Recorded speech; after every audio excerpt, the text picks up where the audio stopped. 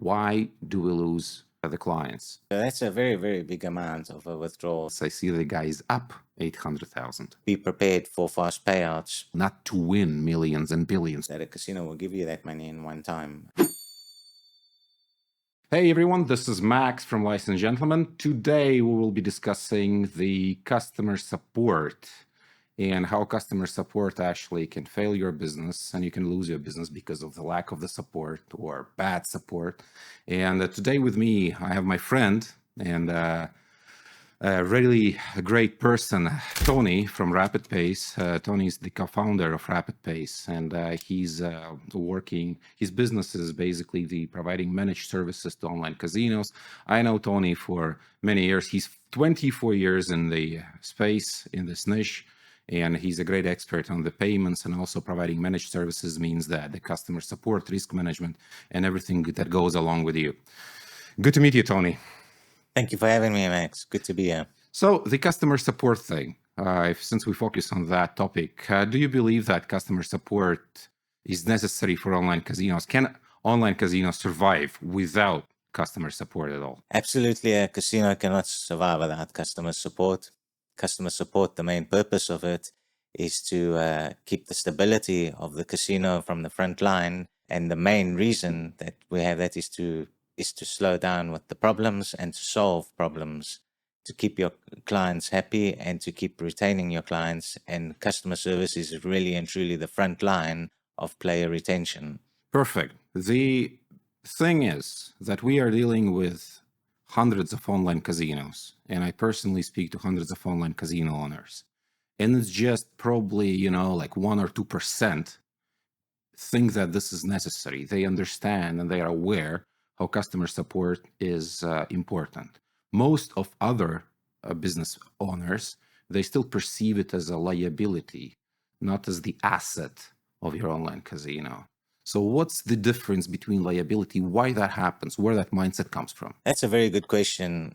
And that mindset comes from, at the end of the day, the expense sheet of the operator. What the ones that have that belief that customer support is a liability rather than an asset is because month end comes, what's the operator doing? He's looking at he has salaries to pay, he has overheads, he has expenses to pay, the software fees to maintain a customer support. And the reality, the fact of the matter is the customer support should be utilized to stream revenue in the business, which means by streaming it as revenue in the business, it becomes an asset rather than a liability. Investing in the customer service. So what that means is fundamentally is your customer service, you need to stream them into players retention, meaning that everyone that comes to customer service, whether it's a live chat or you an email, which the vast majority are going to come to live chat because someone wants to talk to you. It's an opportunity for the casino to convert. I mean, if you look at the reasons why the players come to live chat, it's always because one of the few reasons, the most popular reasons is my deposit's not working. I don't understand this promotion. Help me out. So you're helping them out to succeed, to make a deposit, or you're helping them out with the benefits of a promotion is your opportunity to get him to make that deposit because you're explaining to him the problem. If it was an issue with the method he inserted it could be data, it could be insufficient funds, it could be not supported, and you can guide him to achieve that. Or, the second popular one also is bonuses, product, and explaining the benefits is another conversion. So you deposit now and I'll see to it that you get your benefit. So obviously looking at it this way is how you should utilize your customer service. Great. So basically, there are several parts in this equation. So there is the, for example, customer acquisition team, all your affiliates, like the media buyers team, everywhere where you attract traffic from. And obviously, as an operator, you are paying for that traffic. So you're paying, and then there's a cost, like cost acquisition cost per player. And on some markets, that's not cheap at all. Like, if we can take tier 1 markets like Canada, customer acquisition can be like $400, $500 per player. So what happens if you have a bad customer support and people have problems with bonuses or like payments and so on. So is it true that they will just leave to your competitor and that's it? Absolutely, yes. And we've seen this happen a few times. Customer service, so CPA, customer acquisition of players, is very important to forecast your CPA as well.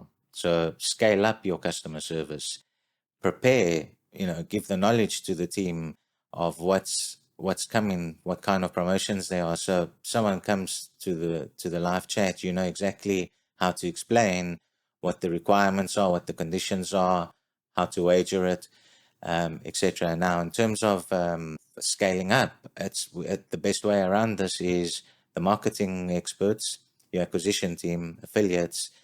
They already have an idea what to expect, and you need to be well prepared for it. So you need to scale up and be prepared that you can manage what's coming and what to expect. Payments is very, very important. If you're using Canada as an example, you have to have a Canadian suited solution that works very strong in Canada, and also you need to have a prepared, fast payout solution as well, because something is new, you will be tested, and based on the outcome of that, based on the preparation, forecasting, preparation, knowledge, FAQs, everyone's understanding, you can retain some very good conversion for such campaigns. I know that some biggest brands, I cannot mention the name of the brands because YouTube will flag us for that. But the biggest brands, they have literally like thousands of people in customer support. So thousands of people that they hire that handle everything. So they scale up, scale down a little bit, but it's thousands of people. And is it also the way for the startup to go and to start hiring the customer support and to have, I don't know, 10, 20, 30 people, start paying them the salaries and everything? I mean, obviously it's not. What do you think? I strongly believe that a startup needs to also be able to scale up as well. As a startup needs to also realize that, for example, it's like if you go to a restaurant, you cannot have two waiters serving 500 people. So in online gaming, it would be a similar kind of principle, in the sense you are now scaling up the business. You have your marketing guys.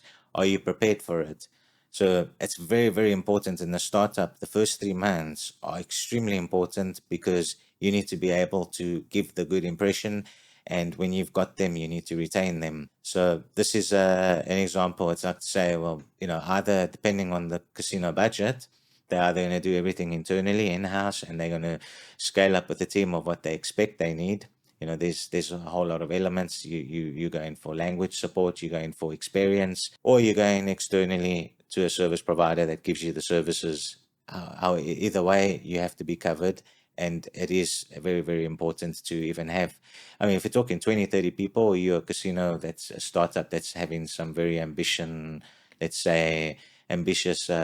marketing as well, because 20, 30 people is very, very strong coverage. It could be on the board of a tier 2 operator. Yeah, I'm a big fan of using services for the customer support, especially when you scale up, because just imagine that. So we have the startup.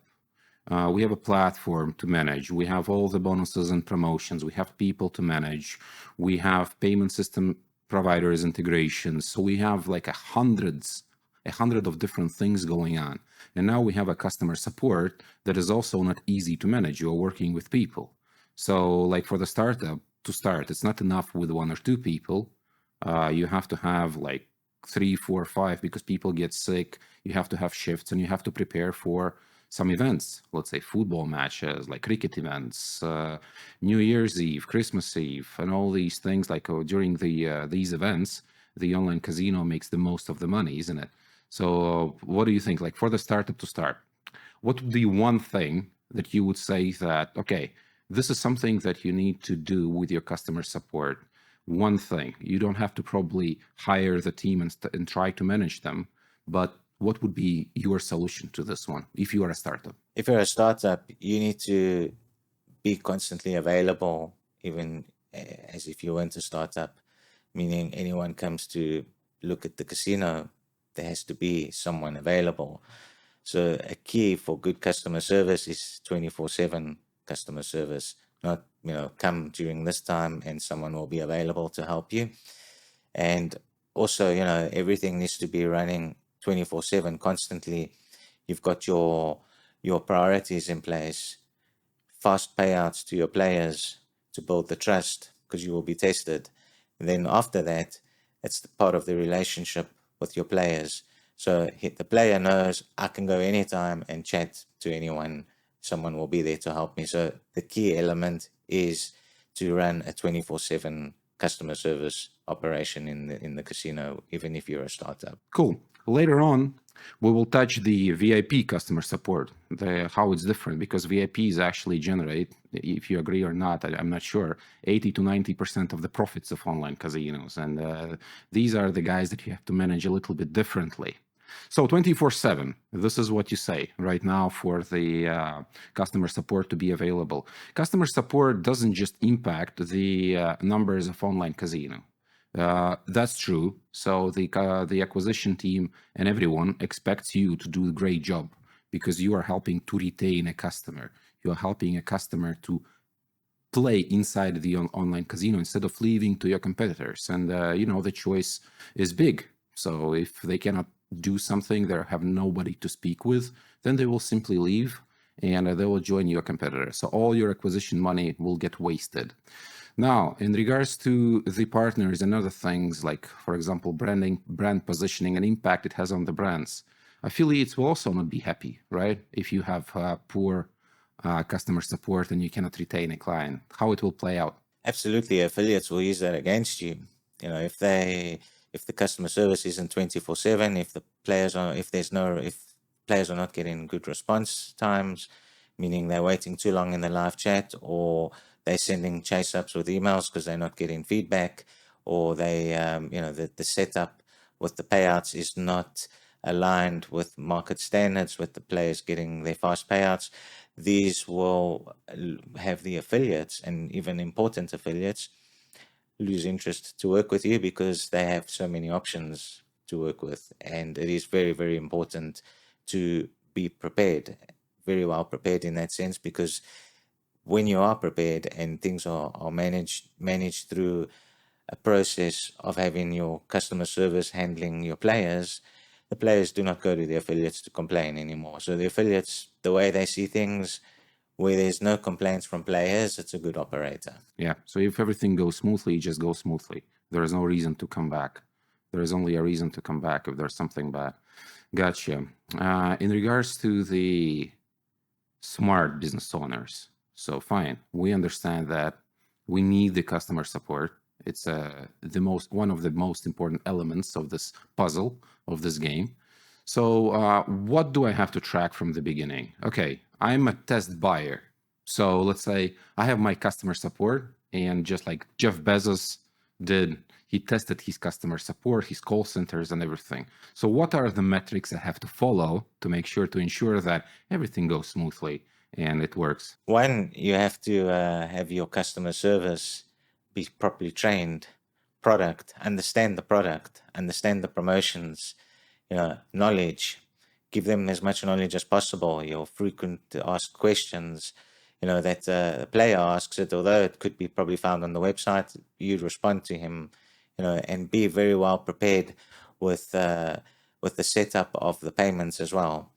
So the customer service team are trained to give description to players of what the issues are with deposits, and you need to be available to close a conversion or be prepared for fast payouts. I mean, just because someone made a withdrawal a few minutes ago, he may come to you after 2 minutes. Maybe you tend to pay him in 5-10 minutes. It could be just a quick process internally, which is still decent.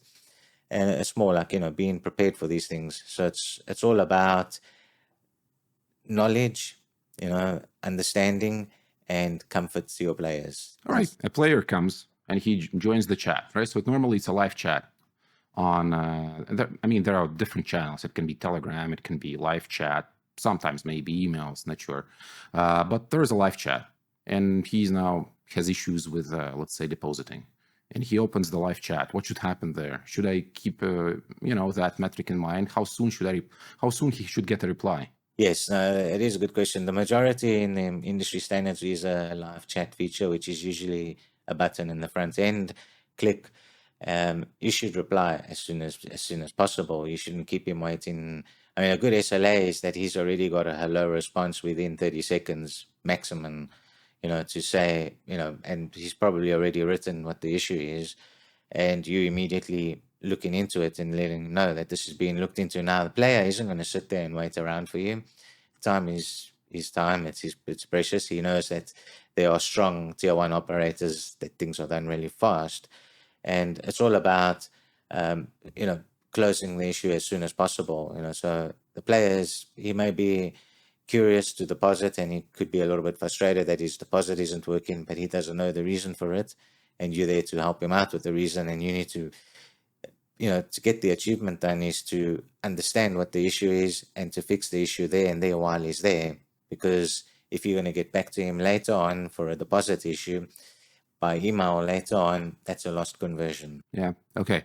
So also important, my experience working with online casinos and testing out the chat support. So sometimes I'm going out to test different products, so to say, online casino as a product, and I'm opening a chat and I'm waiting before I get the answer. So for example, I did a deposit, like a small deposit, maybe $50, and then I'm trying to withdraw the money. And what I see is that there is a difference in approach. So there is a passive, poor trained customer support. Maybe the guys are tired there, maybe overworked, I'm not sure. But yeah, they do respond. Like the first message comes quite quickly. But then between my question, okay, how can I withdraw my money because I have this issue, this error, something is happening, they take a pause like of 4 or 5 minutes. They're checking that. And then they basically come with some sort of a, organic response. So something that, you have to use the same withdrawal method as you used for the deposit, right? And I'm like, fine. But then there is a customer support that actually shows you and sends you screenshots. Listen, this is how you can do that. Can we help you with that? So something like, for example, if you have problems with depositing money, it's one way to just explain, yeah, this thing doesn't work, go that way. Instead, you could be sending screenshots to your players, being proactive, click here, do this, do this. So you're following the journey. Your player becomes the part of the journey, and this is proactive support. So training is important. As you said, what is more dangerous, no support or untrained support? I think that's a very good question, because the answer for that is they're both equally dangerous, just in a different way. So if you say no support, I need help, I'm frustrated, and there's no one there to help me. I'm like, this is not a serious casino if there's no support. There are thousands of them out there that have support. I will leave. And untrained support is extremely bad as well. It's dangerous because you are going for assistance, and you know what the issue is, but you need help to fix it. But you realize that in this interaction with the support agent, that when you are questioning a process or a bonus or a promotion, and you are understanding that the response of the agent is very weak because of knowledge, that he's not sure or she's not sure what they're talking about, that just creates frustration as well to a player, and he'll be like, drop the chat probably, and he'll leave. The problem with that is there was an opportunity there to convert someone, and now that conversion is gone, lost, and will never come back. And you don't know if that was just a regular conversion, or a conversion that could have been a VIP, that could have been, VIPs that deposit, thousands or hundreds of thousands in a year. You don't know the value of what you really lost. So the best solution is to avoid both. So if I build my own team, okay, I have a manager who manages customer support, and I can maybe ask her for some information about why do we lose the clients. Probably there is some sort of a churn rate after they reach out to the customer support, so we can improve that. So using a service, I can ask that also from you, for some metrics. Can I impact like your decision? Can I impact something where I would say, listen, the customer support, probably the best practice, I consider this to be proactive. Will you listen to that? Do I have any impact on the customer support if I'm using outsourcing services? Yes, absolutely. There is an impact, a positive impact as well, because outsourcing is now a customer service scenario of experience, know-how. Outsourcing, especially us, is a customer service, a setup of customer service agents that have been in the industry for some time. They've dealt with all kinds of issues, whether it's promotions, bonuses, payments, deposits, withdrawals, the popular issues. And this is something that's already familiarized because casinos, in theory, the competitors have the same issues. They may just change certain things of his bonus might be slightly different. One may be more attractive. That one may pay faster than that one does. But the payment providers are pretty much the same if they're targeting the same place. So at the end of the day, what is the most important thing here would be the experience, the know-how, and the managing of it. Perfect. Okay, now we run our online casino, for example, and we did the soft launches and everything, and we tested things out. And now what happens is that, let's say we push pedal to the metal, we drive traffic, we're converting, and then some event hits. Like, for example, cricket event in India is big one, or Christmas time come in. So obviously this is the magic time for online casinos because they are making like 100 times more money than, on any usual day, just like with weekends, right? So you see spikes. So do you have any story where you had issues with these spikes, something that online casinos have to consider as such spikes will happen? So yes, indeed. So these spikes normally occur. You either brought on board some kind of influential figure that's very strong, in social media, or a giant affiliate. And typically, what happens is the weekend comes, and this influential person, may be putting posts of your brand because there's something big happening, like a cricket game, and it could be cricket. We know that the number one geo in the world for cricket would be India, for example. And you're looking at, say, there could be an influential Indian figure that catches the attention of many players out there, and they become curious, they come and register, and now this circles back to forecasting for your scale up.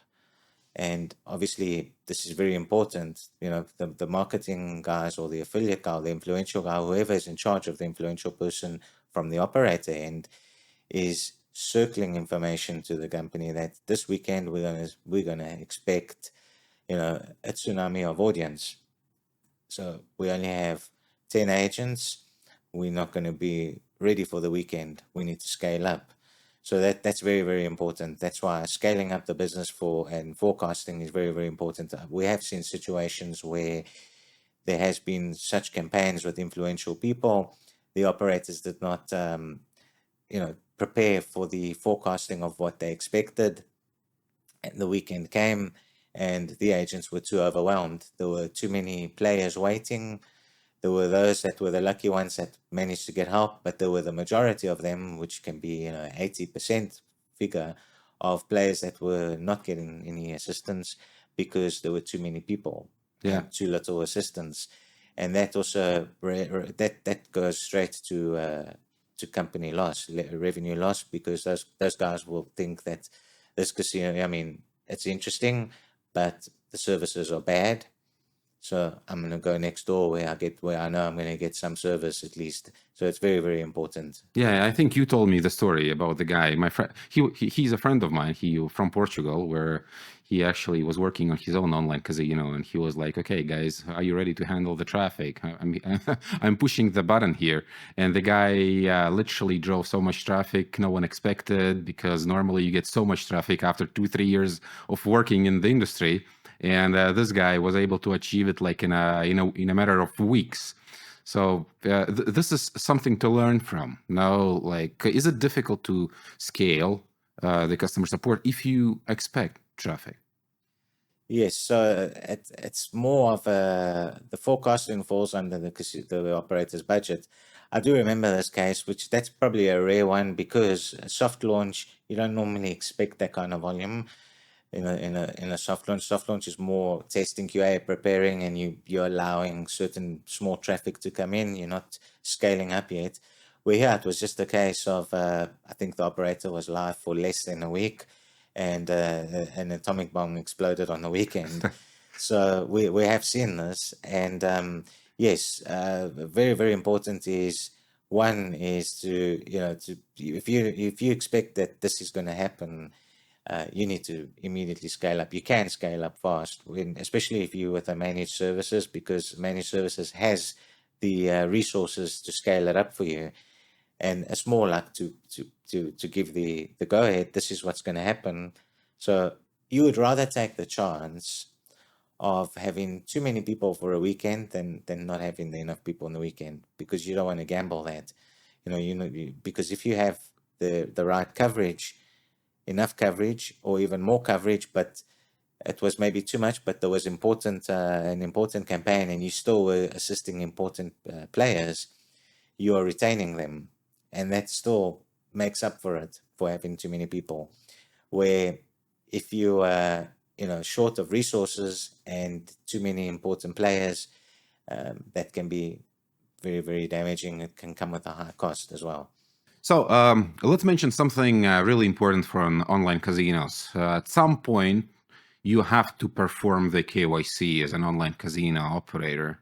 And when you do that, so it's either deposit, when the player deposits money or withdraws the money, there is a risk of losing players. So how to handle that process properly, and what mistakes online casinos do? That's a very, very important question, and also an important process of the casino.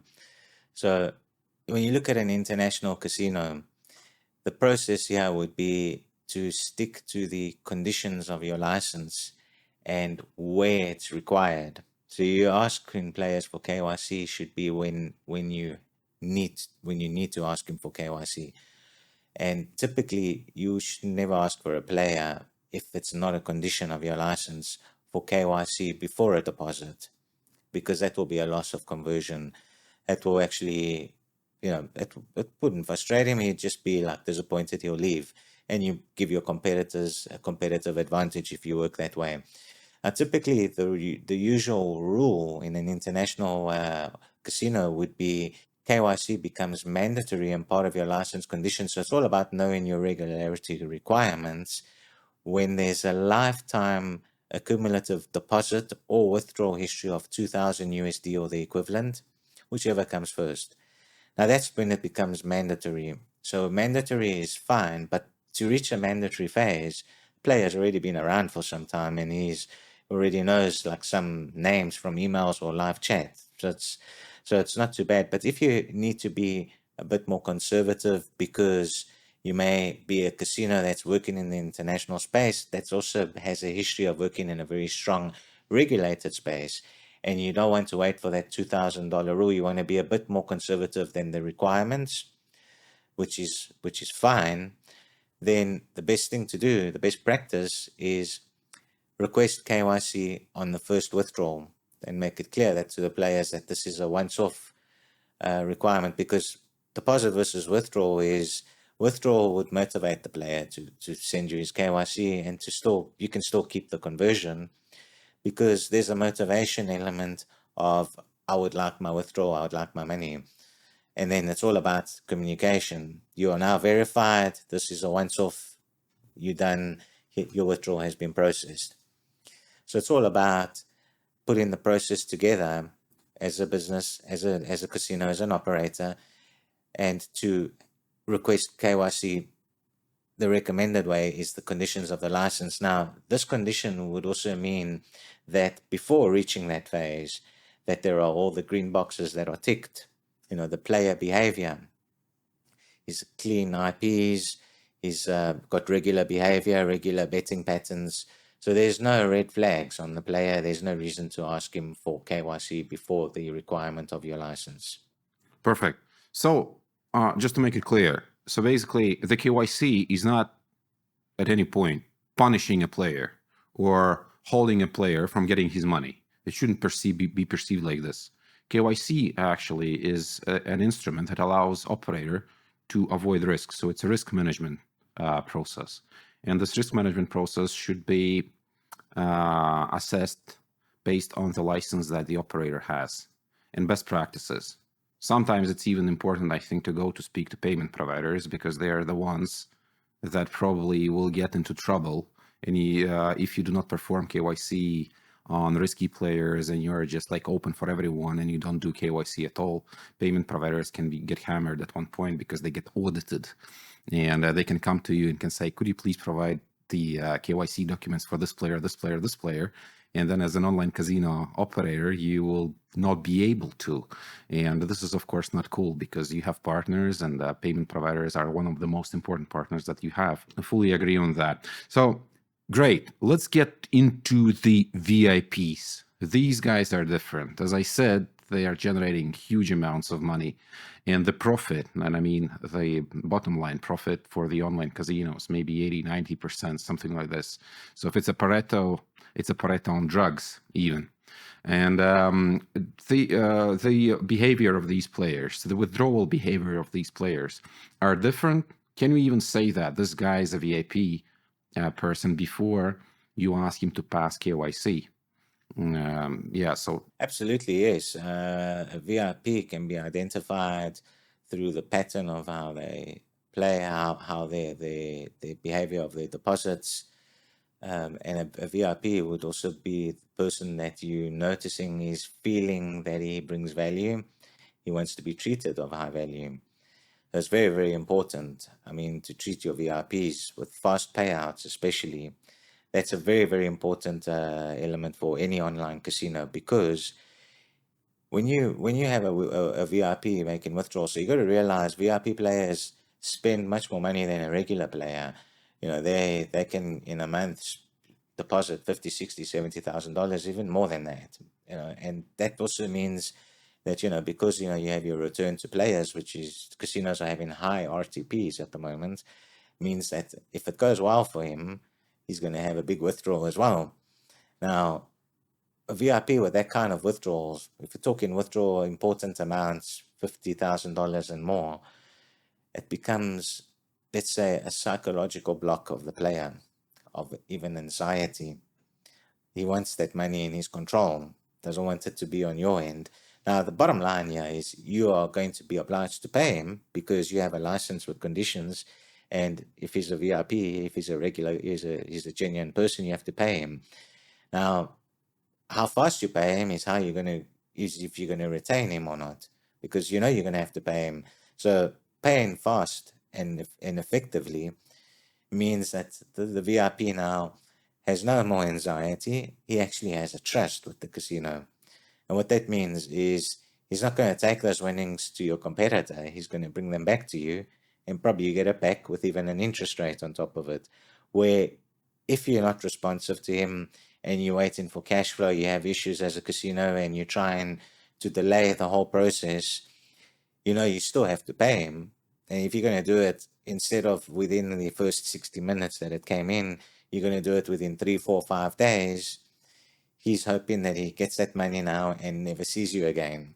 So it is very, very important. High value, treat them with that royalty. It's exactly the same as you know, you have to treat them with that extra mile. It's the same as if you were if you're a traveler. You know, if you travel first class, you want to be treated like first class. exactly. Well, if I would be the VIP, which I'm not, I don't gamble. I gambled once in Las Vegas, and I was just sitting 30 minutes in front of the slot machine trying to justify why I'm doing that. So if I would be the VIP player, I would definitely test online casino first. I would be like, okay, how fast these guys will pay me out, right? Because I know that I'm VIP. I will go now, you know, on a really kind of a big journey with this online casino. So I want to test, okay, will these guys like pay me out like 1,000 or something like this? And the best case scenario is to have, you know, the processes for online casino that wouldn't stop like your team from withdrawal, but would allow to do that as fast as possible. This is what you say, I believe. And after I test this online casino, then I know that, yeah, fine. They're the solid company. They do fast payouts. They do take care of me. Probably I speak to customer support as well to check where they are and everything. And then, yeah, it's the way to retain the VIP from what I can see. So you are in the, front lines of online casino. So you speak to the customers basically, and all customers are equal until they are not. And what do I mean by not equal? At some point, there are VIPs that come to play, and you realize that. And the management of online casino realizes that this is VIP. So how he should or she should be handled from there on? Is it something that still customer support handles? Managers? What do we do about that? Yes, that's a good question, but yes, you need to. So, if a successful casino would be handling these situations with a VIP department, which obviously first, before it becomes a VIP, he has to be identified as a VIP. So customer service on their end, the front line, they're the ones that interact with everyone. They're noticing the deposits, they're seeing what the players are doing, they're seeing what they're trying to do, and you're noticing that this player is kind of playing high roll games with high roll deposits. He looks a bit different to the regular guys. And although, like you say, the turnover is 80%, obviously the quantity is the other way around. So obviously the VIPs would be, a minority of your database, but the majority of your turnover. So what happens now is your VIP department are the ones that give that personal touch to the VIP players. So you'll be, VIP players also come in different types of characters. Everyone has their own personality. Some of them don't want to ever have a phone call from you. Some of them want to chat to you and even talk on the phone, which just becomes a VIP responsibility. The majority of them just like getting messages. Send me a message. Some of them have that personal, you have their personal Telegram, WhatsApp, or they even just say, send me an email. Then it's about the communication and constantly taking care of them. So you notice a VIP did lose quite a bit of money last night. Let's give him some sort of reimbursement. Say, I've just given you 20% cash back as an example, and enjoy it, that kind of thing. So obviously, yes, it's very, very, very important to, exactly like in most industries, we can go back to the airline and circle, well, the cabin crew of first class is not the same cabin crew of economy. There's two separate teams. There's a wall in the airline. You do the same in the casino. There's a wall in between, and it's the jurisdiction of VIP or of customer service. It's true that a VIP may start his journey at customer service, but then he moves into a VIP, and that's how you take care of him. Yeah, exactly. When you have quite a few number of them, then it's basically also like free ticket to national games, depending on where they are, free flights, parties with them. So you're taking care of them on a completely different level. You like as online casino, you try to meet them to basically make them comfortable around you, so they can see that you are serious and they can continue play. So you build relationships even on personal level sometimes. 100%. In fact, when it's the beginning of the VIP relationship, the VIP manager is always asking him, what's your favorite football team? Because he's thinking in the future, I'm going to send him tickets. Yeah. What's your favorite cuisine? Then it's like, okay, in this town, if his favorite cuisine, I don't know, is Thai, you're going to look for a 5-star Thai restaurant for him and send him a voucher. Or, what's your favorite, music, whatever, he's the type of guy that likes going to these high-end parties. You're going to send him to a 5-star party with champagne and everything, right? Yeah. So this is always, there will be a internal record about basic information of the players, of their personal likings. Yeah. One question that also makes sense is, are you married for the customer support? I've heard the stories where the reason why some VIPs do not like to be contacted, let's say via Telegram or like WhatsApp or emails or having phone calls and everything, because they say that my wife is watching my phone. She's aware of everything I do. So send me just a message on Facebook if you'd like. So yeah.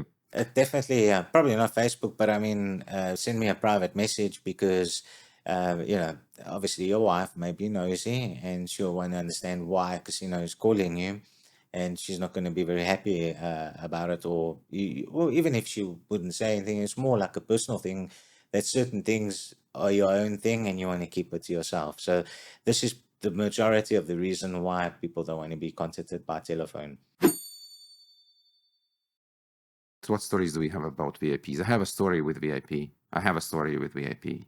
I have a friend, and he's just sitting and playing, and I mean, in front of my eyes, we are here in Dubai, and he sits and he makes spins. We just have we are in a restaurant, already tired. Everyone is like, sort of a group of people, 4 or 5 people around, and he's just like sitting and doing something on the phone. I'm coming, and I'm checking what he's doing, and he's like, I'm spinning, and I'm looking like, and one spin is $1,000, and like for the next 40 minutes he loses 400,000. So okay, what happens next is that it's very interesting. I mean, the behavior as well. They kind of speak to the iPhone at the same time. No, this thing will start giving back, and like after another 30 minutes, I see the guy's up 800,000. So now his balance is 1.2 million. Then the balance is 1.6 million, 1.8. I mean, for me, it's just like useless way to spend your time, kind of, because we know that online casino always wins. I mean, house always wins. It's just a matter of timing. If we consider like an infinite time, that you will play, then obviously there is RTP to games and, RNG certificates and everything, that kind of a thing. If you're a fair player, you'll basically just exchange experience for the money. So another way to look at the things, what am I going to do today? Am I going to simply go and watch Netflix, or I'm going to cinema today? And a smart player, educated player, a player that comes with the right expectations from online casino, not to win millions and billions, to buy a Ferrari or Lamborghini or whatever, he understands that he exchanges his time for the experience. He wants good experience. He knows that money will go. So, and but obviously, like watching a friend of mine spinning such amounts, I was like, what the hell is going on in this person's head, And after that, I left because, it was just something surrealistic, like, for 2 hours. Yeah, the guy is just doing his spinning, and yeah, it was minus 400 and plus. But obviously, I mean, all these efforts are just like to make your dopamine blow your roof, because you're expecting something like that. You want to be a part of that. So that's kind of the story that I have on really the sharks, like the whales, right? The VIPs. And also he told me that, yeah, he was testing that online casino as well. And, before he decided to go in.